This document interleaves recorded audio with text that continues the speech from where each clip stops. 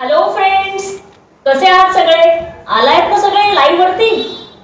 Hobby do B do या FB live वरती आम्ही सगळे तुमचं खूप मनापासून स्वागत करतोय आणि वाट बघतोय, कारण आम्ही सगळे तर आलोय वेळेत. आणि तुम्ही काय करताय? पटापट या, सगळ्यांनी जॉईन व्हा आणि आपण बघणार आहोत बाहुल्यांचा कार्यक्रम पपेट शो. चला तर मग भेटूया.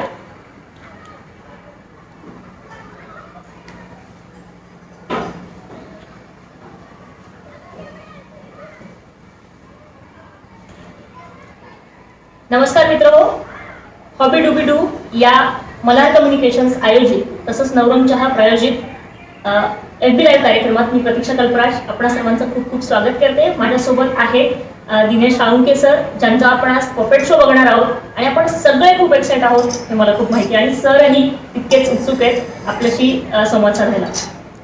मल्हार कम्युनिकेशन्स आयोजित आणि नवरंग चहा प्रायोजित हॉबी डू बी डू हा जो FB लाईव्ह कार्यक्रम आहे सर, याचा मुख्य उद्देशच हा आहे की आपल्या भागातले, खानदेशातले किंवा गावाखेड्यातले जे कलाकार आहेत किंवा ज्यांनी राष्ट्रीय आंतरराष्ट्रीय स्तरावर काम केलं, जे उत्तम कामगिरी करतात पण आपल्या गावात त्यांना माहीत नाहीये किंवा आपल्या गावातली लोक त्यांना तितकंसं ओळखत नाही, तर त्यांची ओळख व्हावी, जगालाही ते कळावे आणि गावालाही. हा याचा उद्देश. आणि सगळ्यात महत्त्वाचं, पुलं म्हणतात त्याप्रमाणे सर, पुलं म्हणायचे की कला ही माणसाला का आणि कसं जगायचं हे शिकवते.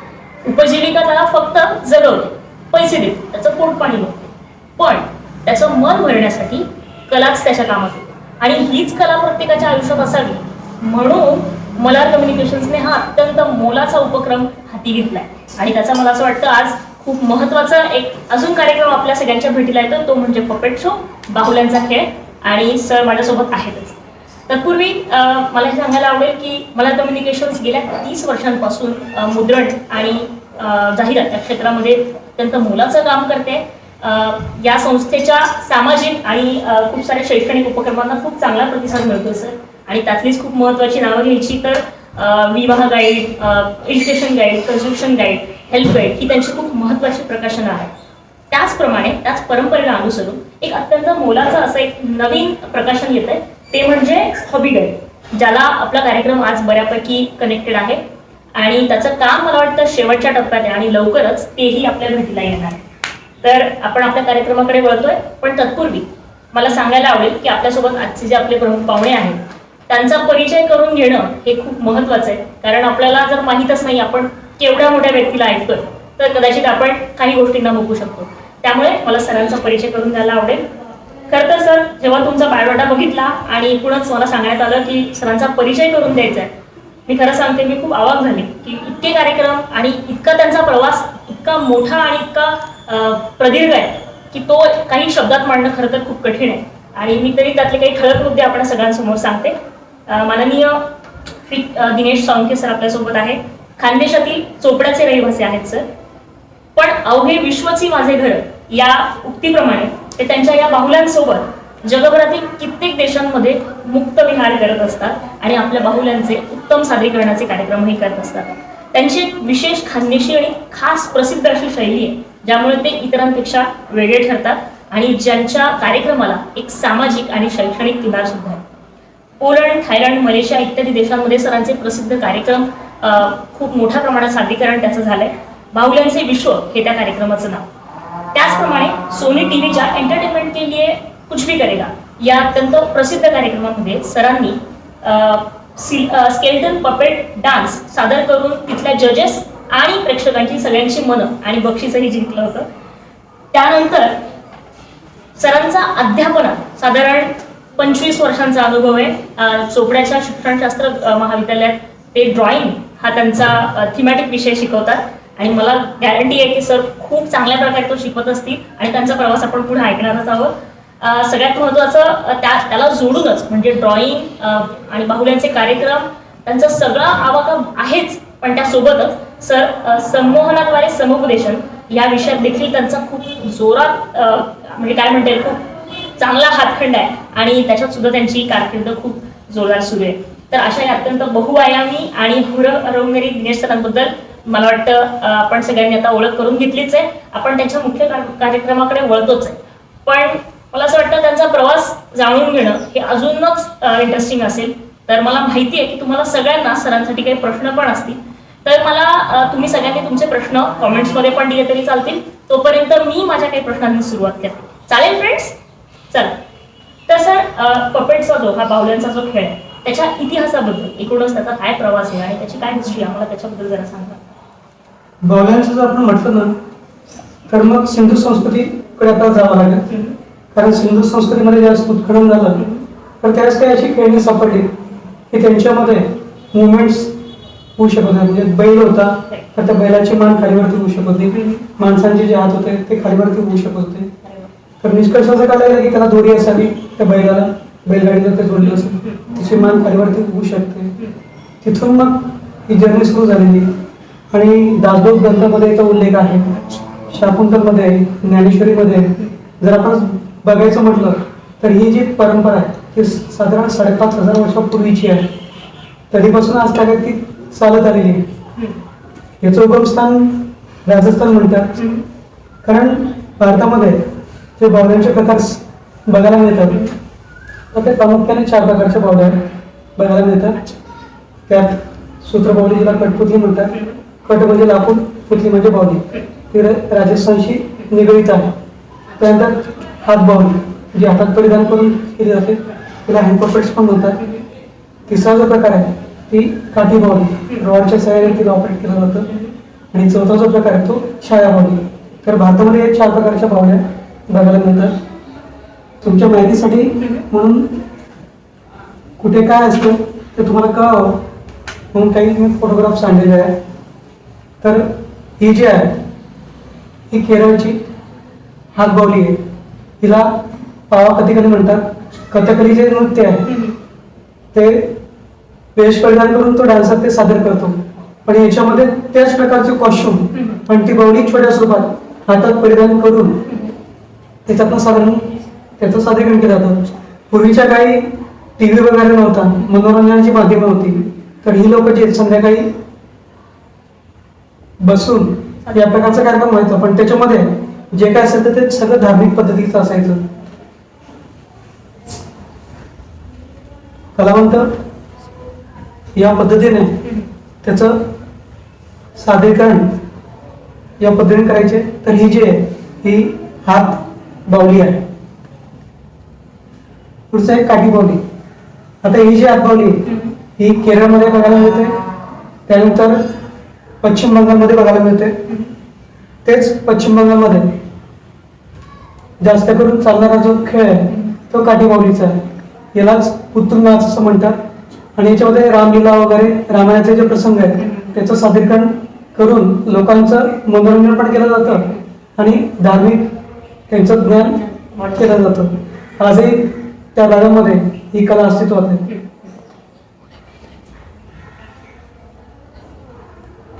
साधारण त्याचा रंगमंच हा अशा प्रकारचा आहे आणि त्याचं सादरीकरण जे आहे ते खालून होतं. म्हणजे याचा जो रंगमंच होतो तो वरच्या बाजूला येतो आणि कलावंत खालच्या बाजूला उभा असतो. तर तो सादरीकरण करताना साधारण या पद्धतीने ते सादर करतात. काही वेळेस एक बाहुली हँडल करायला 3 लोक त्या ठिकाणी असतात, तर एखाद्या वेळेस एकच व्यक्ती. मग हाताची मुवमेंट करण्यासाठी 1 जण आणि त्या बाहुलीला धरण्यासाठी 1 जण, चेहऱ्याची मुवमेंट इकडे तिकडे करण्यासाठी 1 जण, असं 3 जण मिळून ते एक बाहुली ते त्या ठिकाणी सादर करतात. हेच काठी बाहुली ही बिहारशी निगडीत आहे. तिकडे बिहारमध्ये यमपुरी म्हणतात. या कलेला तिकडे यमपुरी म्हटलं जातं. पुढचं आहे सूत्रबाहुली. तर हे कर्नाटकशी निगडीत आहे. सूत्रबाहुलीचे कॅरेक्टर जर बघितलं तर रावण त्या ठिकाणी दिसतोय. याच कलेला तिकडे गोंबई एकटा म्हणतात. जसं आपण कठपुतली म्हणतो तसं तिकडे गोंबई एकटा म्हणतात. आणि याचं सादरीकरण करताना या पद्धतीचा त्यांचा रंगमंच असतो. आणि त्या रंगमंचावरती त्यांचं सादरीकरण या स्वरूपाचं असतं. पूर्वीच्याकडे लाईट वगैरे नव्हते, तर मग मोठे मोठे दिवे त्या ठिकाणी लावून त्याचा उजेडाच्या ह्याच्यात त्याचं सादरीकरण व्हायचं. आता हे सादर करणारे कलावंत जे असतात ना ते या पद्धतीने ती कला सादर करतात. याच्यामध्ये 4 जण मिळून ते एक एक कॅरेक्टर त्या ठिकाणी घेत आहेत. मग जसे डायलॉग डिलिव्हरी असेल त्यानुसार ते एक एक कॅरेक्टर त्या ठिकाणी येतात. म्हणजे या ठिकाणी अनेक लोकांचा सहभाग असतो. आता आपण जर बघितलं तर याच्यामध्ये सूत्र हातात घेतलेले आहे, पण याच्यामध्ये सूत्र जे आहे ते डोक्यावरती पण आहे. जे डोक्याचा उपयोग, त्यानंतर हाताचा उपयोग. आता इथं दोरी लावलेली नाही, तर या ठिकाणी तारेचा उपयोग केलेला आहे. म्हणजे सूत्रासाठी तारेचा सुद्धा उपयोग केला जातो. काही ज्या मुवमेंट त्या डोक्याच्या सहाय्याने केले जातात आणि दोन हात अशा पद्धतीने हे केलं जातं.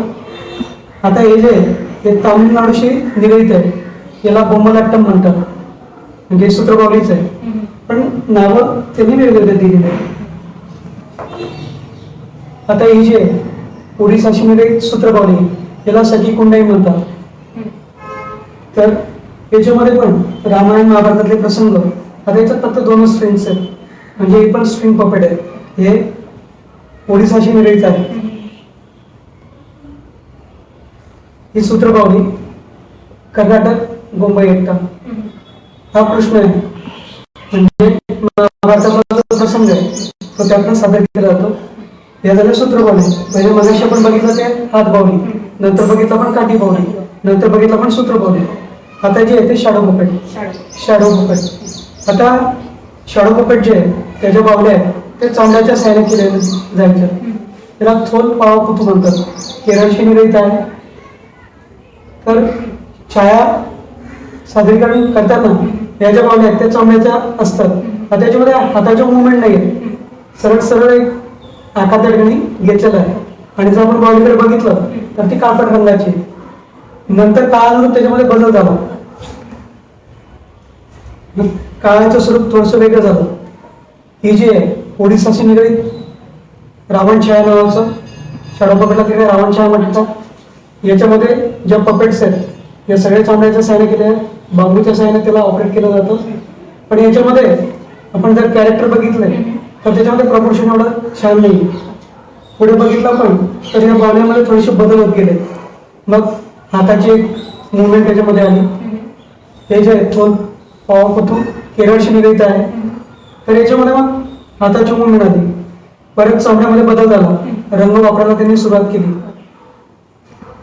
याच्यामध्ये कॅरेक्टरचे हात जे दोघं ठिकाणी मुवमेंट, मानेची मुवमेंट या स्वरूपाची.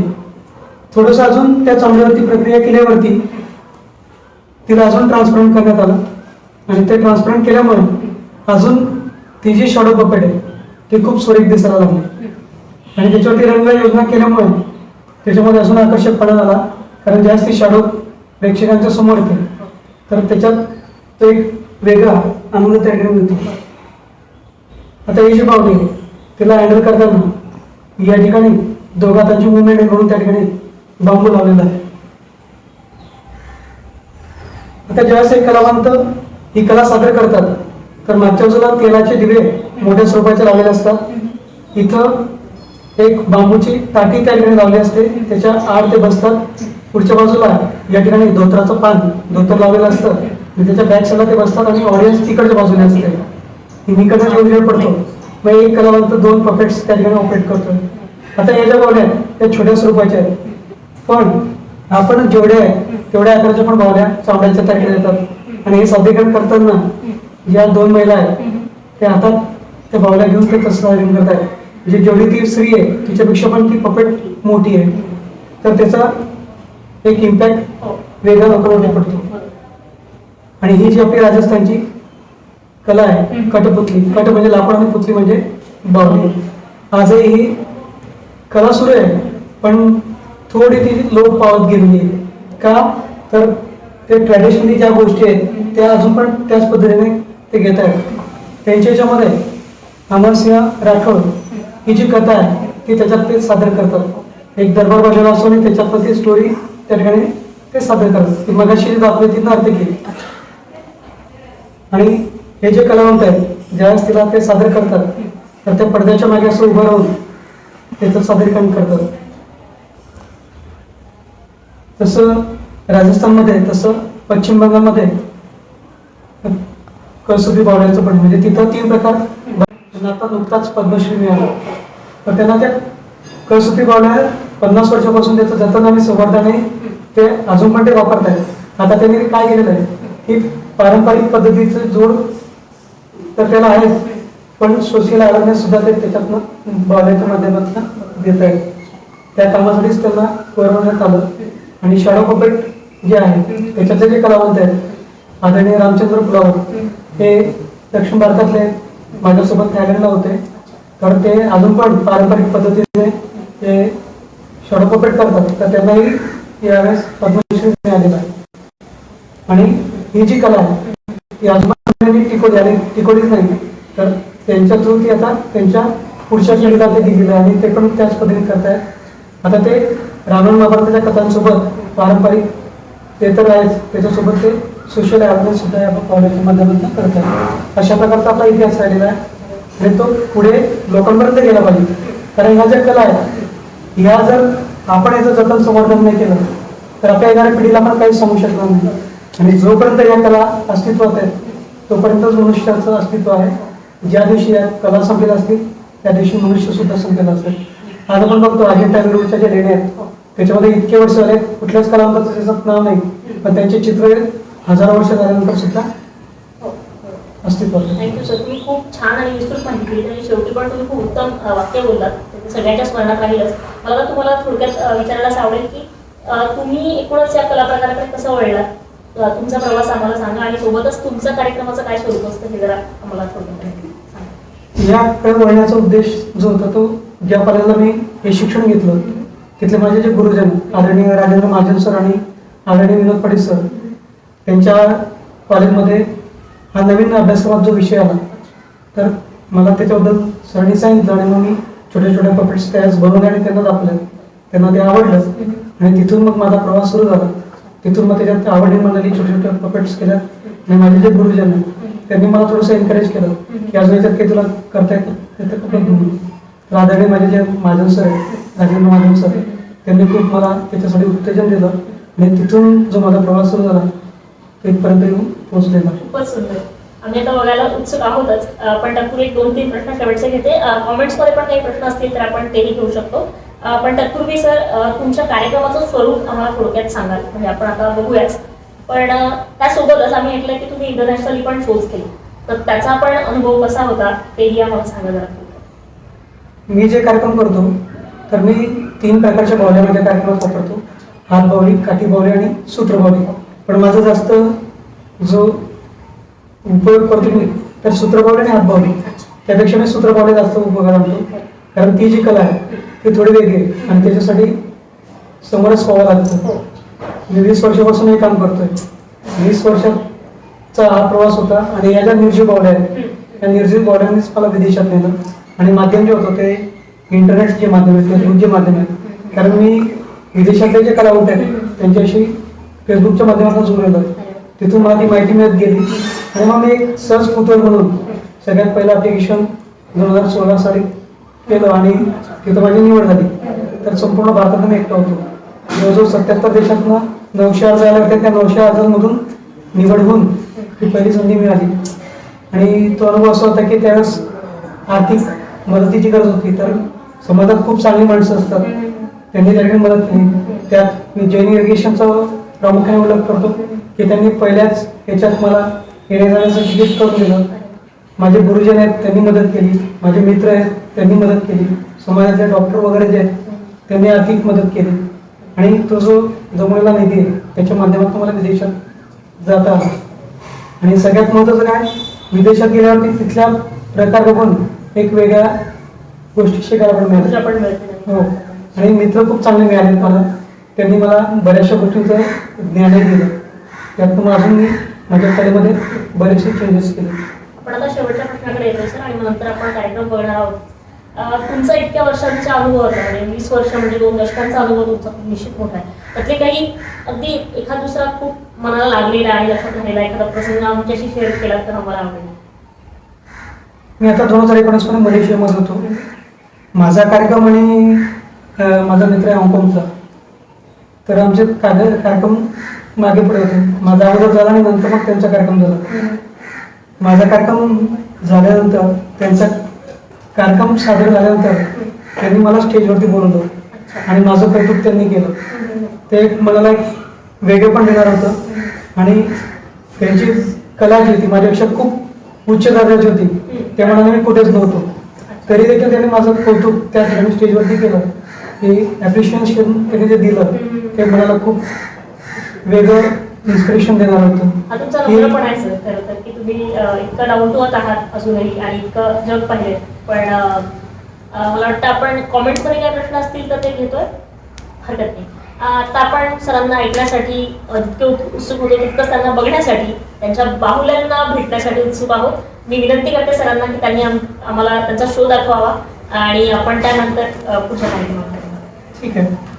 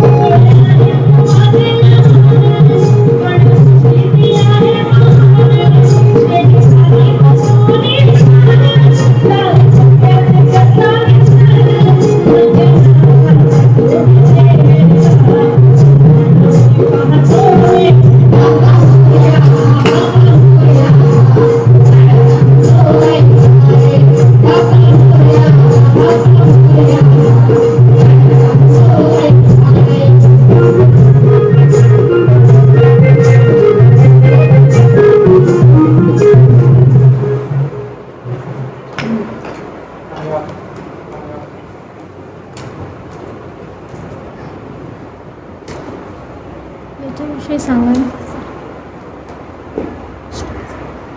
ही जी बाहुली आहे तर हिचे जे सूत्र आहेत हे आफ्रिकन पकडचे जे सूत्र आहेत त्या पद्धतीने, आता तुम्ही मगाशी जे बघितलं नृत्यांगनात हिचे जे सूत्र होते ते आपले राजस्थानी पद्धतीचे होते. हिचे सूत्र जे आहेत तर हे दक्षिण भारताचे ज्या सॉरी साऊथ आफ्रिकेचे ज्या पपेट्स आहेत त्यांच्यासारखे आहे, कारण साऊथ आफ्रिकेचा जो डान्स आहे तो कमरेशी निगडीत आहे. तर माझा जो फेसबुक फ्रेंड आहे त्याच्याकडे मी याचे डायग्राम्स मिळवले आहेत आणि त्या पद्धतीची ती बॉडी तयार केली आहे. चालेल, आवाज वाटतो.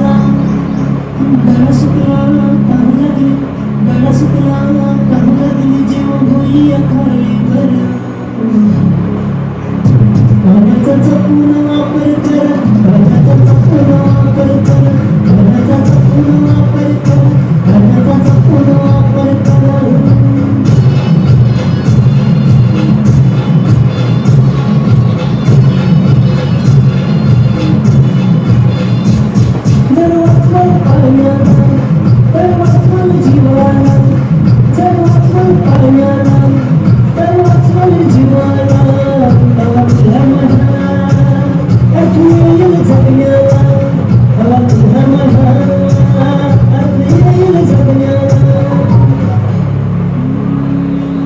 झाडे लावली झाडे लावली झाडे जगली झाडे लावली झाडे जगली पाणी येईल भरा भरा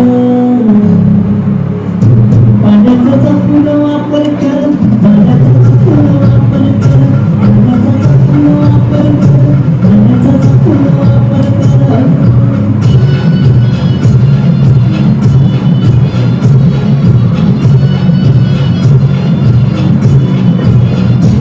चंद्रकांत गाठूया गाव साक्षर करण्याला चंद्रकांत गाठूया गाव साक्षर करण्याला पाण्या वाचून कुणी नको की म्हणायला पाण्या वाचून कुणी नको की म्हणायला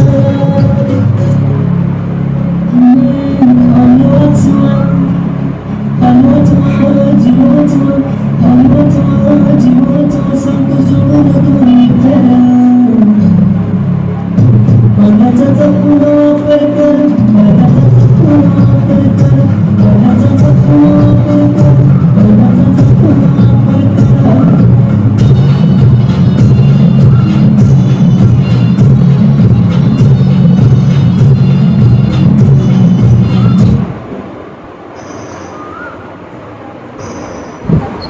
इथेच सांगितलं.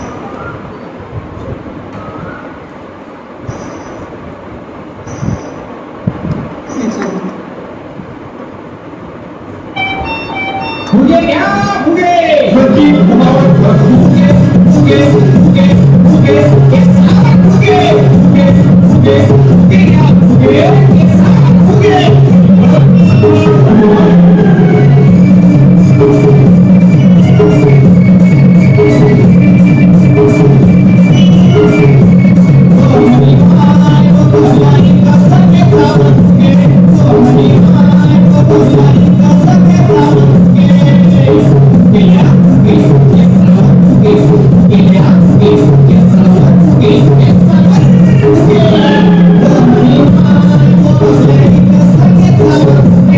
Yeah.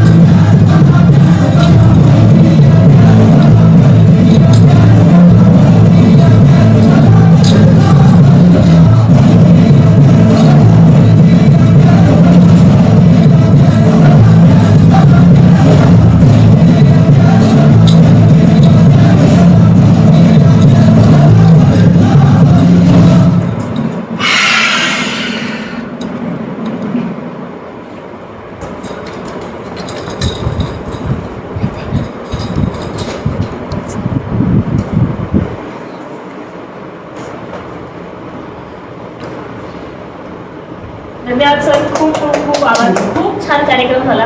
आम्हाला असं वाटत होतं की चालूच राहावं आणि मला वाटतं सगळ्याच मित्रांना असं वाटत असेल की इंटरनेट आणि व्हिडिओ आणि यूट्यूब आणि पबजी आणि सगळ्याच्या पलीकडे एक सुंदर जग आहे जे तुम्ही आम्हाला दाखवलं. मला आशा आहे की आपण पुढच्याही कार्यक्रमामध्ये असंच काहीतरी छान बघू.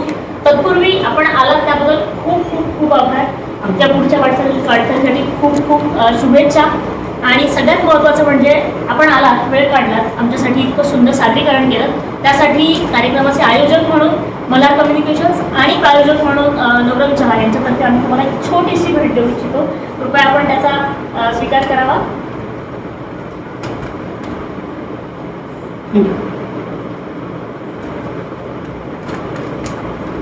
आणि आपल्या पुढच्या वाटचालीसाठी खूप खूप शुभेच्छा. Thank you very much. थँक्यू.